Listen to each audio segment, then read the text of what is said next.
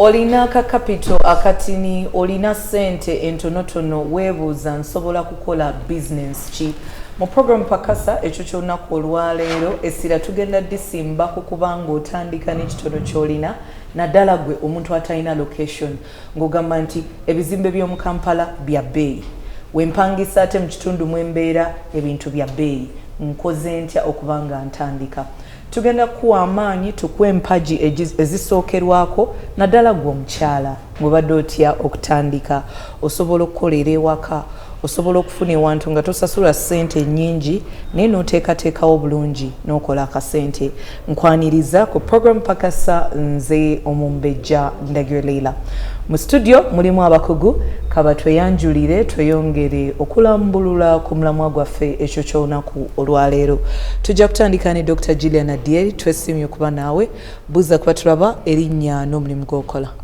bannange nsanyusa okubalaba nsiibye emityanno bannyabo ne bassebo nze ndi Dr. Gillian Adieri Omara omukyala yatandikako kampani gye bayita Delight Uganda Limited ate omukyala omulimi w'emiyembe tuli eyo e Northern Uganda tulina ne Delight Farm Institute we tusomeseza abantu ba bulijjo ate ndi chairperson wa Noya Fruit Grass Cooperative Society ndi musanyufu nnyo okuba nammwe olwaleero okubayigirako nammwe munjigireko twesimye okuba naawe ku luuyi luno tuli ne mukyala Agnes ng'ava mu ssettendekero ery'amaanyi erisomesa business twagala beere ng'akozesa obukugu bwe okwongera omutindo ku mulamwa guno twesimye okuba naawe neyansanyu neyanzege Mumbejja weebale kuddamu kumpita ku pakasa nange ndi faani wa pakasa era lwe tukakusala nange ntega amato nenjiwuliriza amanya gange nze Agnes Nasuuna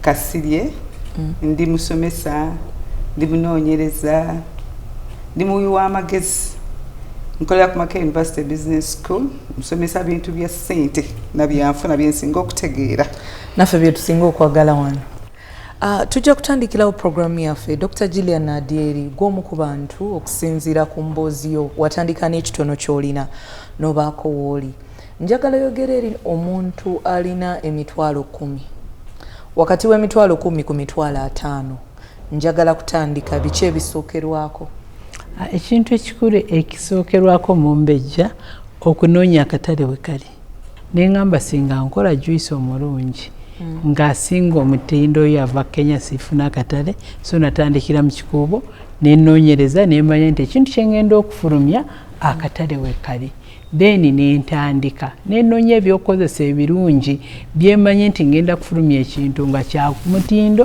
kijja kusinga oba compete nga nekiri mu katale ekyo kasito kikola n'oteekamu amagezi go gonna n'okutegeera kwo gwe nannyini mulimu n'oba nga ogwagala oguwadde obudde ogukoze ng'oli muyonjo ebintu by'okulya n'okunywa oyina okuba muyonjo nambeemu oyina kuba ebintu obiwa obudde ate n'okola nti ekintu kyo kijja kuwooma okusinga ekya munno ate nga akataleko omaze okukasoma n'okayiga so si kufulumya nga tokoze eki nga tolina katale abatandika akatale bandikanoonyeza batya akatale onoonya baki abagenda okugula kati nga nze natunuulira abaana b'amasomero be baagala okutwala ki juice mu katale nemanya nti emmotoka eziva e Kenya ziyingira mu kikuubo nakeera saa 12 nentuula mu kikuubo nentunuulira nembala nti emmotoka ziyingiddewo 6 bwaba wayingiddewo 6 nange bwe mba nkoze eyange emu nayo teetunde nemanya akatale we kali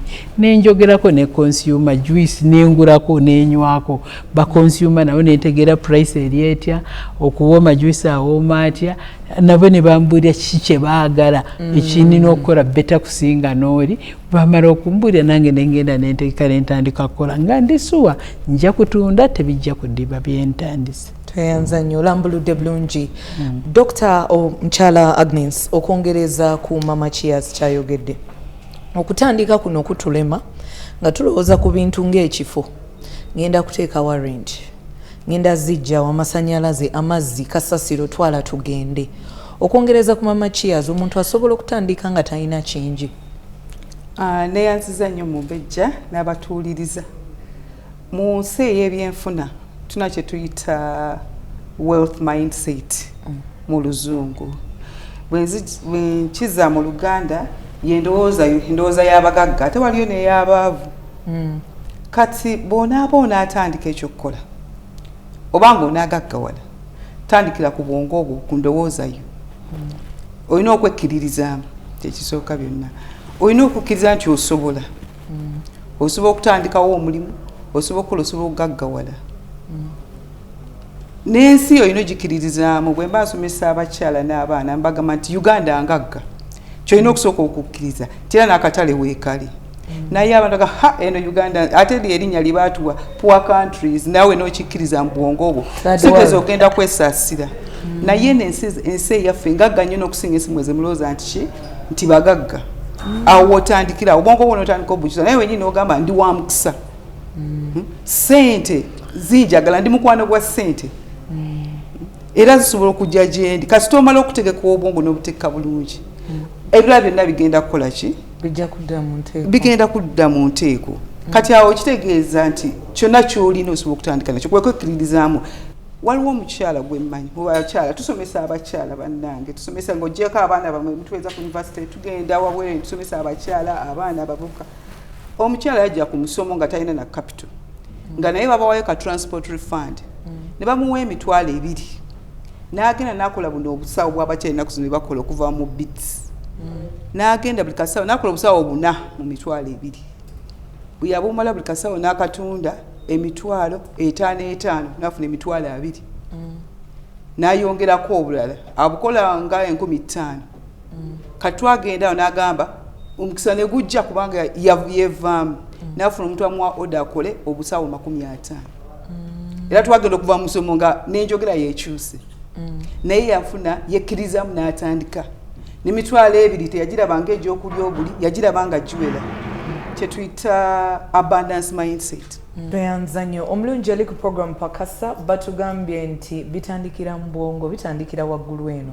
Abagagga bolaba bayina ebirowoozo bye bajja mu mitwe gyabwe bo tebakkiriza nti tebasobola. Bo tebakkiriza nti baavu. Bo tebakkiriza nti ebintu bigaanye balemerako beewaayo bezuula ate bakozesa ekitone ekibaliraanye. Abantu abasinga batalina kimala twekwasa nogamba nanditandise business naye siina rent. Kakati abatandika n'emitwalo 2 bakola batya? Nandikoze business eno naye siina katale. Mama Kiyaza akugambye ye yatuukira ddala ku source n'alaba embeera eri etya. Teri muntu agenda kukolera mulimu gwo kuba oba otandika business gwabeera kitunzi gwabeera HR gwabeera nanyini business gwabeera procurement n'ebirala ebigwa mu kkowe eryo. Tugenda kulaba emboozi yaffe esooka ekyo ky'olunaku olwaleero bwe tudda omulamwa gwe tuliko business gy'osobola okukolera ewaka okuggyamu ssente naawe owa kapita entono okoze otya okutandika.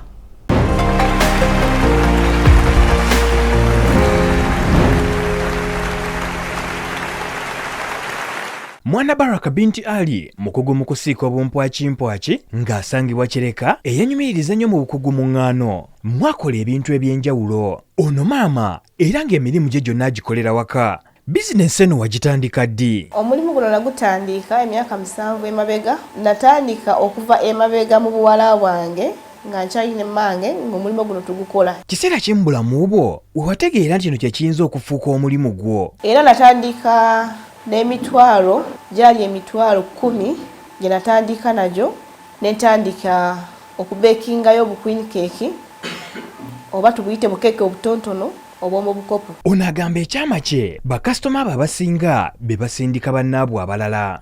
Kasitoma wange eddala eyasooka namufuna yali wa birthday bamumpa buwi wali eyamugamba nti nkola keeki. Kati oyo omukyala gwe nakolerako nagenda nga ntambuliza nga annyonnyola abantu naye nti nkola ki? Nkola keeke. Bangi ku bantu batya okutandika olwa ssente z'obupangisa eziri waggulu kubanga oluusi ze zisinga okutwala kapito. Ono ye kwe kusalawo okukolera ewaka we wennyini. Awakamba n'obudde obumala okusobola okukola ebintu byange obulungi. Ate ekirala ebyuma byenkozesa nze nkozesa oveni ey'enku oba gye twaliyise ey'ettaka. Olw'ensonga nti oveni eyo ennyambako okuba nti nsevinga akasente akalibadde ak'amasannyalaze. N'entandikwa efaanana bw'etyo keekizempa omuddala ate nga zirabikira ddala bulungi. Bwe tutyo twayagadde nnyo okumanya engeri gy'azzaakuzaamu omulimu gwe. Kubadde okusevinga akatono ke mba nfunyeeko ng'omukyala nemba nga nkatereka nemba nga sikalya kamalawo konna emikwano ng'emikwano gyenzize enzimba gyenfunidde mu mulimo guno ginyambye nnyo bizinensi yange okukola ki okugaziwa. bizinensi ekula yonna esanga okusomoza okw'enjawulo naye ekisinga obukulu y'engeri gy'okukwatamu. Baraka agabanyeeko naffe ku bizze bimusoomooza. Masannyalaze gabadde gugasumbuira ddala kati ng'olumu oba oteseemu mikisa ebintu bitandise okukuba bikuba bitambula ate amasannyalaze ne gakola ki ne gavaako ne gaviiramu wakati. Abakozi abo batawaanyaamu nabo okusinziira nti omukozi oba omubangudde oba omugya eno yonna wansi ajja talina kyamanyi n'omubangula n'omutuusa ku ssa byalina okukolerako ate n'adduka n'agenda. Ono yasomoozebwanga nnyo entambula okutuusa ebintu by'ekkatale wabula Katonda yaddamu essaala ye. Nga bw'omanyi keeki zaffe nti zibeera delicate nnyo ziba kintu kyakwata nga bwe wali kutta amagi kyetaaga entambuza ennungi kyekira kyembadde njogerako luli eri ku bakasitoma. Baraka tubbireko bizinesi eneefuna bulungi. Omulimu guno ddala gufuna kuba singa gwadde tegufuna nalibadde sikyaliwo nga nkugambye kuva egyo emyaka gye ngumazeemu nalibadde sikyalimu naye guno omulimu gufuna okulaga nti guno omulimu gufuna ebimu ku byo byenfunyeemu oveni eyo yava mu mulimu guno kuba si ya mitwalo 2 oveni yange n'ekyokulala nfunyemu akamotoka kange nenfunamu n'akapiki akasobola okutambuza ebintu byange. Omuntu yali agadde okuyingira omulimu guno olina okuba nga olimu amazima kuba oba tolina mazima oba tojja sobola. Olw'ensonga tulina gye tujja ebintu olina kuwa ebintu ng'ate sente olwedde oba tezimaze ng'omugole yakwaddeko nawe ekitundu nawe n'ogenda n'ogulako ebintu kitundu kati ng'olina okulinda ziri sente zijje olyoke ogenda okole ki omaleyo akabalansi gulina okubeeramu obwesigwa. Ono n'olw'okuba emirimu gy'agikolera waka yafunayo we yassa display walagira ku bantu by'akola mu ttawuni e Kireka. Edduuka lye liyooyootera ddala era lirabikira ddala bulungi.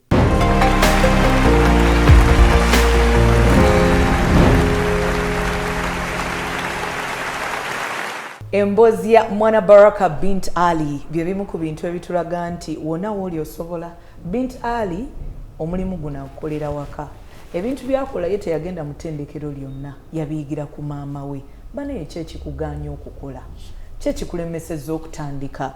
Dr. Gillian Adieri njagala twongerezeeko biki abantu baffe abalina capital omutono bye basobola okuyigira ku mboozi ya Bint Ali? Abantu baffe kye basobola okuyigirira ku Bint Ali one yekkiririzaamu n'amanya nti ajja kutandika n'ekyo ky'alina ng'ayina okutandikira awaka ewuwe kubanga yayinawo amaka ng'ayina okutandikira ku wood oven n'amanya nti agirina awaka naye nga n'asobola gula kapaketi kamu n'atandika n'okozesa obwongo bwe n'asobola okubekinga ebintu ebirungi bye yakkirizaamu nti bye birungi ebisinga abanene n'anoonya akatale n'amala n'alaba wagenda obitundiramu kubanga yekkiririzaamu ate naye kwekolera n'agamba yes I can n'atandikirawo n'akola. Ekisinga okusuula abantu kiri kimu tebekkiririzaamu ate tebatandika kisigala nja kutandika olitandika ddi. Kyekireetera abantu obutekkiririzaamu? Obutekkiririzaamu ebeera mindset buba bwongo bunafu nga yo omuntu n'amanya tasobola n'ekirala ekintu kibagamba bigaana biti ebitalina mumwa naye kasita omanya nti nja kukikola nja gaggawala saagala kuba mwavu kati nga nze obulamu bwange sikkiriziganya na bwavu era obwavu nabukyayira ddala bwe mba ntambula mbugamba bwavu semberayo eri kubanga sina kyesobola kukola ate nze kyenzikkirizaamu mu bulamu bwange kye bayita okukola. Ndi mukazi mukozi kubanga nze natandika nga nkola kiyazi wange ecupa emu nga ngiteekesaamu kendo akagundi kafano nga nteekamu nga ntambuza ebintu byange mu kikuubo ntambula okuva ekikuubo wekitandikira paka transport yange yali wheelbarrow kati noono gwe tuwogerako gwe tumiyigirako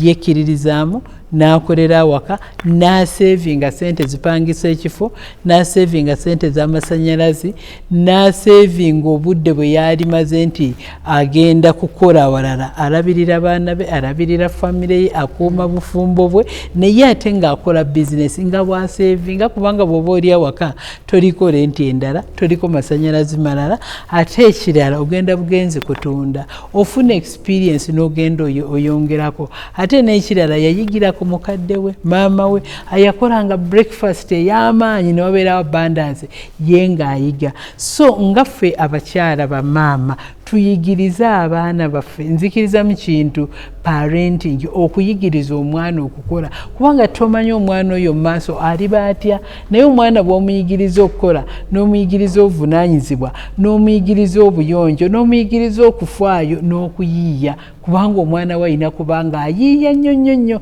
gwe bw'oyiya n'omuga kino nkikoze olwakino nakino abaana bato babuuza nnyo mami lwaki okoze kino mami lwaki okoze kino kati awo ekintu ekimuyingira mu bwongo nga buto tosobola kimugyamu abantu abasinga skills zaffe twazijja ku bamaama nze nyinza okugamba yanjigiriza okubalansinga bizinesi ye jjajja wange awumire mirembe ayampa kawempe we tukolera kiyazi ye yakwatanga ecupa emu n'apima n'agamba ekimu kyakuna eyebeera kapito ekiddako ekyo ageba magoba g'oyongera mu bizinesi akasembayo wagula ku koolyako so tuyige okubala bizinesi tuyige okukekereza tuyige n'okuzzaamu esente tuleinvesti okuzzaamu sente mu bizinesi kyokola n'okutegeera bizinesi yo okutegeera akatale kutegeera bakasitoma abo kiki kye basinga okwagala n'okusigala ng'okkiriza nti bizinesi yo olina gitambuza ng'ekula mpola naye ate n'okulengera nnyo mu maaso nti bizinesi eno bwe mba nkozeemu amagoba kiki kyempulaninze beta okulengera mu maaso n'okupulaninga ebyo mu maaso ekyo kiyamba nnyo buli muntu yenna oba otandise n'omutwalo gumu osobola oguzimbukusa ne zibeera miliyoni kubanga nze adi eri waabwe natandika na $100 naye kati laba wa bwe ntuuse kisoboka kasita weekiririzaamu kasita weekolera kubanga abantu abasinga baagala nnyo omukozi akukolere tajja kukolera nga gwe bwe weekolera naye bw'oba otandika gw'omanyi wejja kekereza bw'oba omolding omugaati kubanga we had the best bakery oba omanye nti akasigaddeko kano kansaleko walina kalinako kaveemu omugaati kangukole nga muyonjo kangukole nti guyidde bulungi nti bwe gunaatuuka mu katale nze ngenda kubanga ogwange guli beta okusinga ki ogw'abalala n'okulyako ebyabalala bye bafulumya n'ogamba kokoleko tesita olabe na buli lunaku okukkiriza nti olina okusigala ng'oyongerako fomira kubanga fomira yo gyekolera wekka ogijja mu mutwe gwe n'olaba omuntu kasitoma kyasinga okwagala kasitoma keyo okwogerako ne bakasitoma abo n'obabuuza kiki ekibasanyusa kiki nyongeddeko kiki ekiri mu katale n'okolako naawe research nga nze bwe nga nakeera mu kikoobo ndabe kiki ekigendayo nga ntandika kiyazi juice bwe nali ntandika kulima miyembe nakeera nakasero na Queen Tower nendaba wayingirawo lole 15 ezivu Kenya zireese miyembe nengamba naffe tusobola kulima emiyembe wano wali sente so tunoonye opportunities tuzikozese tuyanzanye Dr. Gillian Adieri olambuludde bulungi otukoze obulungi obutagambika mukyala Agnes okwongereza ku Dr. kyayogedde atulazeeko ebitonotono ebisobola okutuyambako mu management ya business ezawaka kakati njagala twogere ku ngeri gye tusobola ozijjamu akasente kubanga gwe wagambye byotegeera ate byosinga okusimbako essira abakyala bangi bali waka basalawo balabirira abaana be basinga okugwamu eyo category abaami abamu covid yakyusaamu ebintu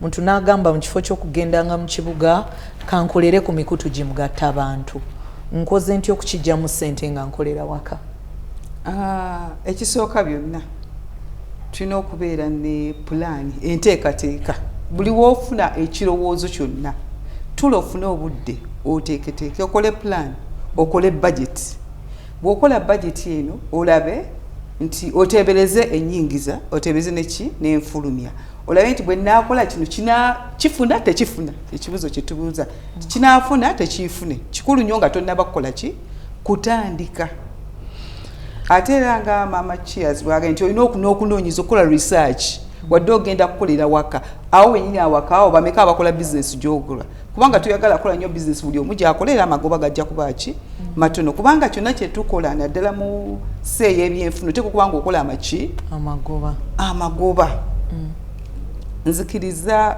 ntunulira omukyalo ono Bit Ali yagambye yayigira ku maama we bulijjo bw'onaabeera ne role model ojja kuba muli osevinga kubanga kijja kutwala ekiseera katono nnyo okola ki okuyiga noonya role model gw'omuntu gw'olabirako akola ekyo kyoyagala okukola ki okukola ate munnange nitulowooza ba role model banene naye n'abo bennyini abakoze eki abakwetolodde nga bw'agambye nti yalabira ku ki ku maama we ekirala olina okubeera omuzungu kyayita frugal olina okukekkereza buli kintu kyokola kikekkereze waliwo abantu abamu babeera awaka amasannyalaze etamatala nga gasiibako gy'obeera bali mu studio ngene yaleera amate bangi olina amazzi ne bagaleka ne gagenda kwegamba nga bwagambye gwe wennyini n'abaana bo n'abantu bookola olina obayigiza okukola ki okekkereza osobola okulaba nga tekyoteekamu kitono kuki kukyonayingiza ndozaawo wetutandikira okekkereza wokola plan ate ekirala kwate kalamu ndoza kino twakyogerako balirira buli bw'otunda wandiika buli w'ogula wandiika buli kintu kyonna kyetaaga kuwandika mu business obulamu bwa business is accountability and record keeping olina okubeera n'ebitabo sidogera bino ebitabo ebinene ebya zino MTA no companies nga New Vision oba MTN kwata akatabo ka exercise okakubemu bulayini ogambe kati wano mpandiikawo bye neetaaga okukola omulimu gwange wano mpandiikawo bye natunze omale obalansinga ekituyita okubalansinga nafunye saafunye ndozaawo wetutandikira tweyanza nnyo mukyala Agnes omulungi ali ku program Pakasa batuyigiriza gwakolera ewaka enzirukanya eya business zino entonotono n'ezikola atubuulidde abakugu okubalirira kikulu okubanga okwatagana bulungi n'abantu abagenda okuwa support family tugenda kubanga tukiraba mu maaso awo naye era batubuulidde mama Cheers enkwata y'abakasitoma okunoonyereza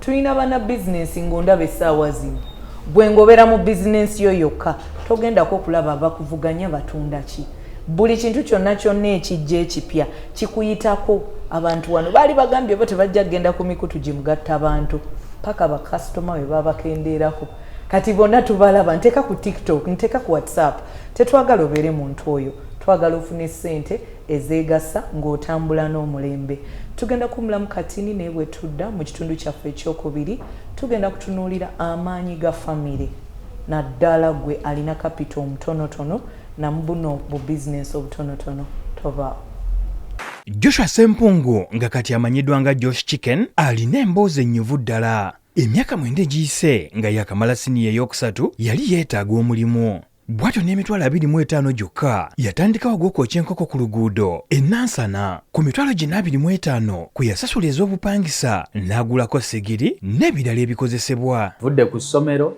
njagala otandika okukola ebirowoozo ne binzijira sisobola boda nkyali mwana muto naye okusiika capati nkusobola n'okwokya enkoko nkusobola kwe kulondawo okwokya enkoko Joshua ogambye watandika n'emitwalo 25 gyo wagijjawa anti wali wakava ku ssomero kaali kasente kange kaava mu kyalo kuba nakungula sizoni nalondawo okwokya enkoko kubanga ka bizinesi akangu okutandika tandika n'emitwalo 25 okwokya yali mukwano gwa sisita wange yeyanjigiriza okwokya enkoko ono yali yeetaaga nnyo okukola okusobola okwetongola ng'omusajja yadde nga n'akasente ke yalinawo kaali tekamumala yadde okupangisa enju baitha nali nsula wa sisita wange mwaka gumu nensitandika okwepangisiriza nali ndoota okugulayo piki njagala nguleyo piki nga kutambula kumenya kusuubula ng'osuubulira ku piki manya ng'osuubulira ku bigere kumenya nensonda obusente bwange nembusonda nensooka nengulayo akapiki awo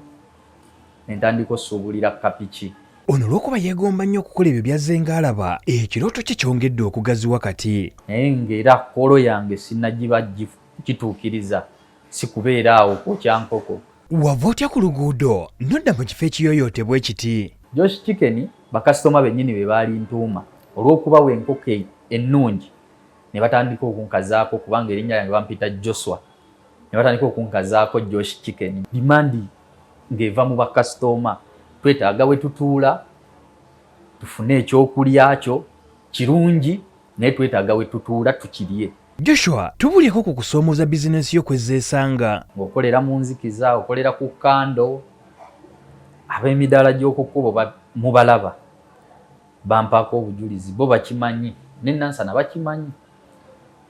N'okola, okolera mu nzikiza, naye ng'olina okubeerawo, olina okulya, olina okunywa, olina okuggyako ezaala enti.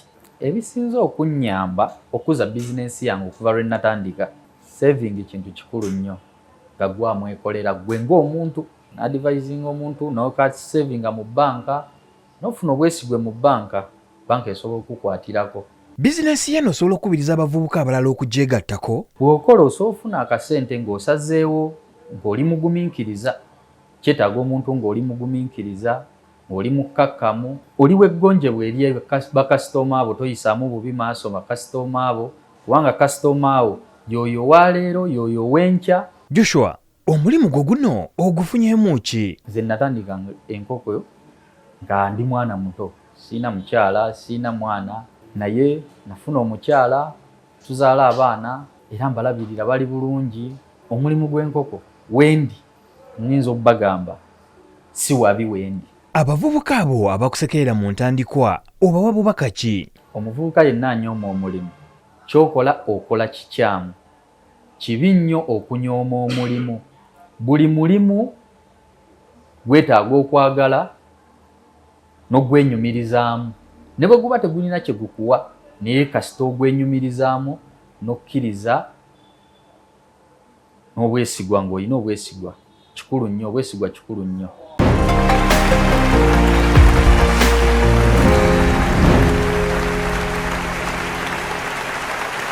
Emboozi ya Joshua Ssempungu bye bimu ku bintu bye batugamba nti akali mu konyooma, kalimu akasente. Abantu abo balaba abatunda ebinyeebwa, abasiika chapati, abali b'enkoko, kati nze ndi muli wa nkoko eyenkalirire. Buli lunaku Joshua olina okuba ng'olina akasente k'omusuulira bw'agaana okukola emirimu bwe gityo, ate ng'eyo income ya daily buli lunaku oba tugenda kuba nga tulina ssente. Kikyoliko. Dr. Gillian Adyeri, okusinziira ku mboozi ey'omuvubuka ono gwe tulabye, njagala twogereko eri abantu nga ali mu bizinensi eyeetaaga kapito mutono ng'ono. Akoze atya okuzaazaako ka kapito kati natandika na $25,000, $10,000, $3,000, $35,000 okugaziya kuba basinga tebatera kuvamu eyo bracket. Mumbeja nsanyise nnyo. Omwami oyo Joshua Ssempungu, one, osooka kutunulira akatale kange kaliriddawa. Bwe naaba nga nsaze enkoko yange nengijjamu ebifo 7, ngenda kubitunda sente mmeka? Sente mmeka ze ntaddemu? Ojja kusooka obale sente ziguza enkoko, esente ez'ekifo awo w'okolera, esigiri na buli kimu n'enku z'otaddemu na buli kimu, n'omanya nti ebifo 7 buli kimu eba kitunze 2,200. Je mitwaro meka gumu mu 4,000. Enkoko nagiguze meka? Awo obaze kitono ku 2,200, awo batovaamu kati buli kifo katukibale 5,000. Ati n'omanye sente z'otaddemu. Nze bwe nali ntandika business nabalanga oba ngenda Nairobi nembala transport zendidde mu kubo wensuze na buli kimu, expense kyonna nenkiteeka mu layini yakyo, then nengatikako ebintu byenguze nabyo nengatikako, kati nendyoka manya ebintu byenfulumiza nkozeemu amagoba ga sente mmeka. Akati bw'omala okulaba nti sente z'otaddemu nezo spendinze nezo kozeseza okugula n'ojawulako ez'amagoba, ate ezo ez'amagoba ozaawulamu at least emirundi 2. 50% osobola zongera mu business, endala nezikola ebintu ebirala nga operations. Bw'ogenda okikola nga buli lunaku olina okumanya nti buli lunaku olina sente z'osavingako ng'olina woziteeka walinga amagoba, then n'olyoka ozongeramu okulaba nti business ogimprovinga ku mutindo. Bw'oba watandikira ku kasigiri akatono, yongerako sigiri ennungi. Oba obadde ogula obukoko obutono nnyo, yongerako sitooka y'obukoko, obuguzi obuteeka awaka, obuwa emmere bugejjeko bulabikeko obulungi, then n'ekifo okulaba nti okiyonja, naye sente eyo gy'oba osevinze yegenda okuyamba okulaakulanya bizinensi yo. Ne gy'oba oterekako singa enkoko ziba oba zifudde oba tebaziridde, oba olina okubeera nti enkoko gye batalidde ngikoze ntya. 1, osobola okuba olina famire bwogiguza kubanga aba nkalirire ennungi omuntu n'agifumba n'agirya n'akuwamu akasente k'otaddemu. Osobola okuba olina beeke hoteri bw'ogiwa ne bani bagifumbira bakasitoma baabwe kubanga baba bagifumba mu supu. Olina okozesa obwongo mu bizinesi yokola bizinesi yo eyimiridde etya, ekulaakulanye etya, ate ng'eyattractinze etya bakasitoma abo nti buli kasitoma ajja tajja enkya ayina kukomawo. So bw'oba olina akasente akatono mitwalo nga 25 ku 5 olina okuba ozibalira ddala tuze dooti nti ku 5 nyongeddeko meka. Bwe ziba zifudde lwaki zifudde nebeera running lesson tisiddamu kukola loosi. Ekirala n'okunoonyereza okekkereza otya enkoko ez'essente entono oziguza otya oba naawe nga bwe ngambye olunzeeko zisobola okuwamu akasente. Kiki ekirala kyoyongedde ku nkoko? Osiikiddeko capati, osobodde okuleetako ejjuuni lyosiiseeko eriri sipesa abalala lye batalina, ekirala chipusi n'emboga. Oli muyonjo nti omuntu lwaki neekulembeza nnyo obuyonjo bwe bwantuusa wano wendi kubanga ngenda kuweza emyaka 30 sigendangako mu kooti nti kiyazibwanga alwaziza abantu. Naye bw'oba okola ekintu kyo nga kya mulembe ng'okyagala okiwadde obudde okimaketinze ku mukutu omuntu abe nga alina pate akukubira essimu nti owaayo kyayo enkoko oleete. So obumalirivu okwebeererako okuteekamu obwongo pulaningira bizinesi yeeyo kyekintu ekikuyamba okusitula n'osigala ng'oli mu katale. Tweyanza nnyo mukyala Agnes okwongereza ku Dr. Gillian Aderi kyayogedde. Abantu ababeera mu egyo emirimu competition eba nnyingi babanga 6 n'abachapati babanga nkoze ntya okakasa nti akasente kange kano ateekamu 25 ng'oberedde Mama Cheers byayogedde. Naye ate abali mu mulimu gwe gumu nabo bayitirivu. Tweyanziza nnyo ebisinga byonna Mama Cheers abyogedde naye ndowooza kambyogere mu lulimi olulala abatuliza basobole obitegeera bulungi. Ekisooka teri ssente ntono.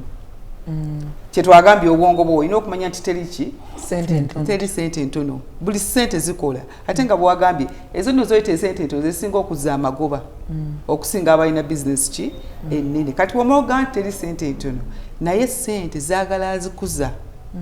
Bwe tuba tusomesa endowooza y'abagagga sente zino tugamba ziwulira kasita ozita buno obusente obutono gwetebereza leero olina mukwano gwenataka okuvuma ye kano ga leero ojja mukya sente nazo bwe ziwulira ng'ozivumaavuma nga zeruseera kati sente zigo zikwana kwegamba sente zinyiga n'okutuuka ku leveero ziyita obusente obutono ga Mukama neyanziza sente zange nkwagala era njagala nkukubise kubanga ne sente zaaga omuntu azikola ki azikuza.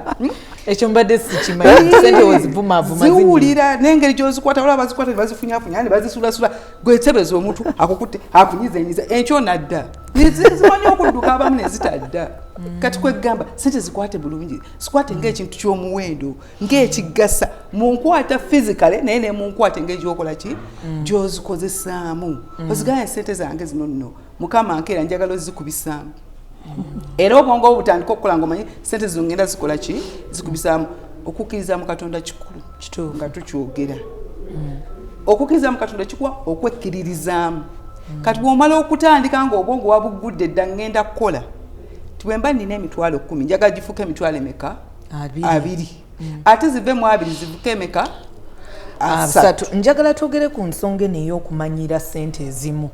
Abantu abasinga balina challenge eyo yagala bizinensi yeekule naye nga gwe wamanyira okuwa emitwalo 2 kati buli ajja omusaba 2 kati woofuna ssente ezisukka mu mitwalo 2 ozisanyawo paka oddayo ku mitwalo 2. Tukyewaze tutya because nina omuntu gwe nadde mpuliriza ng'akyogerako nti tuba ne money ceiling oba tuba mu mitwe gyaffe tuba n'ekikomo mu ssente. Buli ajja akugamba mpa 5 yakolera 5 kubanga wamanyira basooka kuwa mitwalo ameka 5 ne woofuna obukadde 3 era obusanyawo noddawo ku mitwalo 5. Tukyewaze tutya nga tutunulira okulaakulana mu bizinesi za era ntezo omulamu leero gwe bwongo bw'omuntu. Ekyo nakyoyogera kiba muki kiba mu bwongo obwo. Ekisooka beera muyiiya innovative nga Mama Cheers bwagambye genda ng'oyongerako ekintu ekireeta kibeera ne multiple sources of income ebintu ebiyingiza ssente ebiwerako. Toteeka majigo mu kisero ki mu kisero kye ekimu ne bw'oba olunda nkoko ng'omwami waffe ono gwe tulabye tekawo ka chapati tekawo emigonja yongerako embuzi ogende ng'okola ki ogaziya ennyingiza omuntu oteeka okuba ng'oyingiza you earn tosobola kukulaakulana nga you're not earning nga toyingiza mu ngeri yonna oyinza n'okukolayo ekipakasi enkoko bagirya lwaggula emisala n'ogenda n'okolayo ekipakasi n'oyoza emmotoka naye gwe ennyingizaayo ogyongezaako otya n'okalirira enkoko ku mikolo gy'abantu kati obwongo olina obbuga n'oga nina okwongera ki ennyingiza yange ate bw'omala okwongera ennyingiza n'ensaasaanya ensaasaanya abantu abamu balya ne capital yateekamu emitwalo 10 agenda okubala abalamu nga kati ne capital takyawera obuzibu bwaffe buba ki okubanga tusasanya olutatadde ne tutuuka ku level erya mululu abamu katweteekemu naffe ffenna tufuna omululu oyagala kano oyagala kali business naye beekubanja kubanga naye muntu kati giwe ebigigwanidde gizeemu nga mama Cheers bwagambye sente zikola ki zizeemu bw'oba obadde otunda enkoko 2 tunda 5 olaba fuba nnyo okulaba nga otunda 5 luli ng'otunda 10 olaba sente bwe zigenda zeeyongera ozikubisaamu naye gwe bw'oba oyagala buli kanaku nga bw'ogambye waliwo abasiba obwongo nze ntunda enkoko zange 5 ne bazitunda paka saa 7 nga nnyuka oba 10 n'emifo kyokogamba kaleero kansuubule 10 nnyuke ku ssaawa 3 tweyanza nnyo mama Cheers njagala kino tekiri ku mboozi ya mukulu oyo naye njagala twogereko ku side eya support kubanga wetuba tukola gino emirimu nga tetulina nnyo capital tuba twagala nnyo famire zituyambeko amaanyi ga famire ge galiwa mu kukakasa nti nno omuntu aguma mulimu gwatandise ne waba talina capital amala Mumbejja ndi musanyufu nnyo saali wadde kiki kyendi singa famire yange teyanyamba nekkiririzaamu nengamba abaana bange nja basomesa okukola okutandikira ddala ku mwami ow'ekitiibwa omulamuzi yavanga mu kooti n'atuula mu kamotoka kaffe ne tutambuza Cheers akaseera ako ffenna tubeera mu production tuyingira mu kukola n'abamaneja baffe mu ofiisi ne tukolera wamu tufulumya juice waffe tumutwala mu katale ne tumutunda ate ne tugula ebikola ne tujja nabyo ne tutandika okukola ekintu ekyo kituyambye nnyo okuba nti bizinesi tugikulaakulanyiza neva ku box obutono bwe twasindikiranga ku wheelbarrow ne twegulira emmotoka ezaffe ne tutuuka bwe tutuuse ate era okuba nti tukolera wamu n'okupulaningira wamu kubanga bitandikira mu pulaningi twekulakulanyiza tutya awo ne mulyoka mubondingira ddala omwami n'agamba nyambye ntya mukyala wange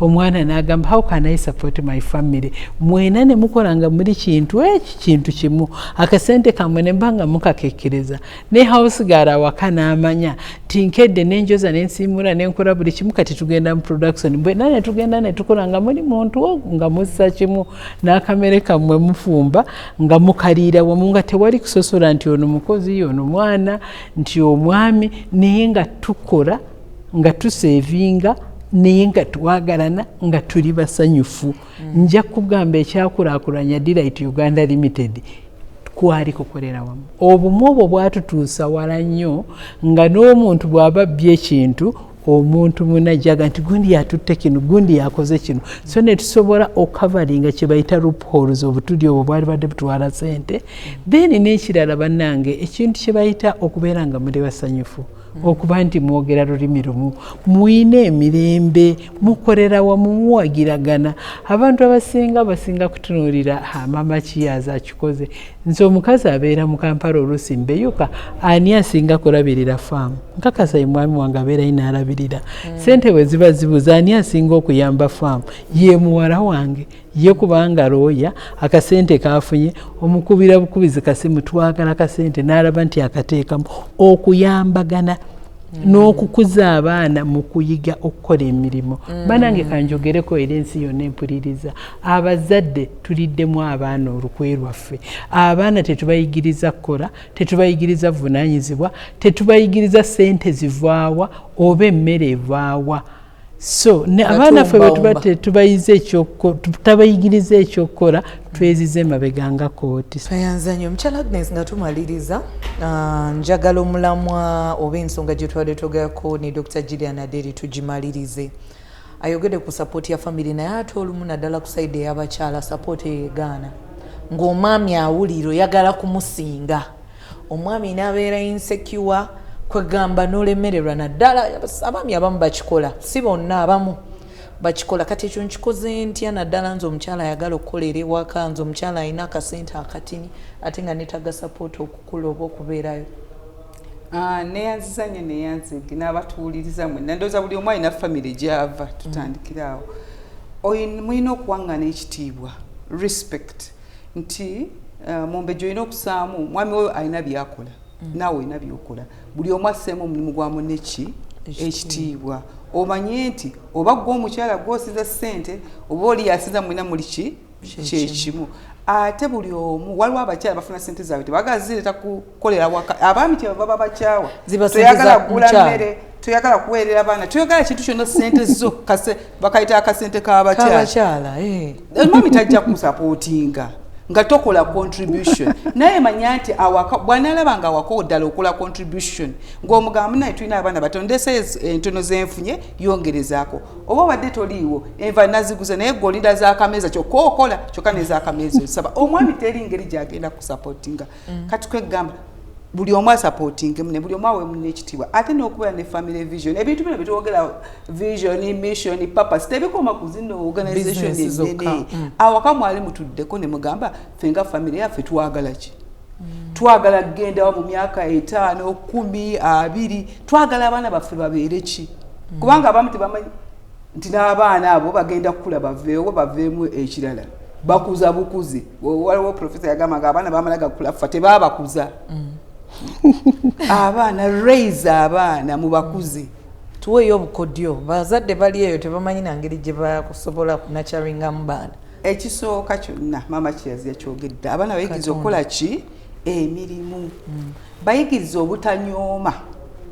kubanga abasinga tunyooma oli bw'omugaa nti tandika enkoko tandika kabalagala tandika capataga ate nze nzenna gwe wennaani sente tezimanyi status era tujaga nti zino zavudde wa capati sijja zikkiriza kati twegamba obutenyooma ekirala kiki kye twagambye nti mulina okubanga mubalirira sente zonna temuzirya bwe mukolera wamu akatono koolesi n'omanya katugambe katunula abaana awaka ofuna emitwalo 5 abaana basomera masomero bawa $1.5 business ejja kula kubanga ogenda ogijjamu school fees tunuulire ennyingi zaayo olyoka osalewo ki ensaasaanyayo tweyanzanye omulungi ali ku program pakasa ekyo kyolunaku olwaleero kansubire nti nno tukwongeddeko omutindo ebikulu mu byogeddwa ekyo kyolunaku olwaleero kwe kubanga gwe ng'omuntu alina akasente akatini ekisookera ddala tolina kunyooma mirimu ekyokubiri tandika n'ekyo ekitono ky'olina naye tekijja kutandika nga mutwe gugolooza ogenda kuba mwavu nga mutwe gugolooza tebisoboka ebyo sooka obikyuse sente zitandikira mu bwongo omaliriza okwekkiririzaamu okwezuula ensonga y'akatale sagala tugibuuse maaso tetwagala otandike bizinesi oba okola ebintu nga tewali agenda bigula omaliriza oba ofuuse omuzadde abaana teekamu obudde obayigiriza emirimu gino emitonotono abantu bakaliridde enkoko bakoze cakes naye nga tewali we babisoma babiyigira mu maka mwe mwakulira ebyo n'ebirala ojja kuba ng'otuuka ku buwanguzi kwebaza okulaba program pakasa nkwagaliza ekiro ekirungi sula bulungi weraba